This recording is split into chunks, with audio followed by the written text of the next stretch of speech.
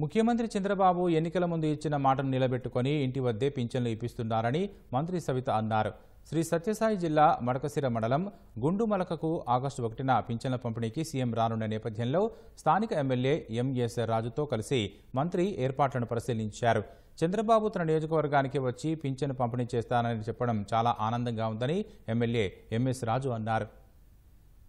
నిలబెట్టుకున్న ముఖ్యమంత్రి చంద్రబాబు నాయుడు గారిని చెప్పాలి. ఎందుకంటే ఆ రోజు జగన్మోహన్ రెడ్డి ఎన్నికల్లో చెప్పారు, చంద్రబాబు నాయుడు గారు 4000 పెన్షన్ ఇలేరు అన్నారు. అలాంటిది చంద్రబాబు నాయుడు గారు ముఖ్యమంత్రి అవుతారు. ఇంటి వద్దకే ఏప్రిల్ 1వ తారీఖు నుంచి ఏ విధంగా అయితే చెప్పారు, ఆ 3000 ఏప్రిల్, మే, జూన్ తో పాటు 4000 లాస్ట్ 1వ తారీఖున 7000 పెన్షన్ ఇచ్చారు.